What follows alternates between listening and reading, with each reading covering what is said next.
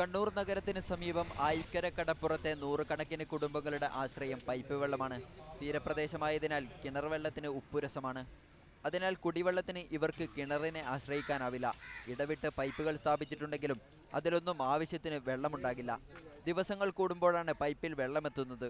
അതാകട്ടെ രാത്രിയിലും മറ്റും ഒളിച്ചു വരുന്നത് പോലെയാണെന്ന് വീട്ടുകാർ പറയുന്നു. ഒരാഴ്ച കഴിഞ്ഞിലേക്ക് ഇവിടെ വെള്ളം വരുന്നുണ്ടാകുക. വെള്ളം വന്നു കഴിഞ്ഞാൽ തന്നെ ഇപ്പോൾ രാത്രിയായിട്ട് ചിലപ്പോൾ രാത്രി 12 മണിക്ക് ചിലപ്പോൾ 1 മണിക്കെല്ലാം വെള്ളം വരുന്നുണ്ടാകുക. ഇത് പൊതുവെയുള്ള സ്ഥിതി. പഴശ്ശി ഡാമിൽ നിന്നുമാണ് കണ്ണൂരിലേക്ക് കുടിവെള്ളം എത്തുന്നത്. എന്നാൽ പൈപ്പ് പൊട്ടിയാലും വേനലിൽ ജലനിരപ്പ് കുറഞ്ഞാലും ഇവിടേക്കുള്ള ജലവിതരണം മുടങ്ങും. പിന്നെ ഇവരുടെ കാര്യം നന്നേ പരുങ്ങലിലാകും. വേനൽ രൂക്ഷമാകുമ്പോൾ കുടിവെള്ളം വിലക്ക് വാങ്ങി ഉപയോഗിക്കുന്നവരുണ്ട്. എന്നാൽ അതാത് ദിവസത്തെ ജീവിതം മുന്നോട്ട് തള്ളി നീക്കുന്നവർക്ക് ഇത് പലപ്പോഴും സാധ്യമാകില്ല. സമീപ പ്രദേശങ്ങളിലെല്ലാം വരൾച്ചാ ഭീഷണിയിലാകുന്നതിനാൽ തലച്ചുമടായി പോലും വെള്ളമെത്തിക്കാനാകില്ല. തൊട്ടടുത്ത് ഇരമ്പിയാർക്കുന്ന കടൽ. എന്നാൽ കുടിക്കണമെങ്കിൽ പൈപ്പ് ജലം തന്നെ ആശ്രയം. അതാകട്ടെ വല്ലപ്പോഴും വന്നാലായി. കണ്ണൂർ ആയിക്കര കടപ്പുറത്തു നിന്നും ക്യാമറമാൻ ഷിബു ചേടിച്ചേരിക്കൊപ്പം ഷിജിത്ത് കാട്ടൂർ, മീഡിയ 1.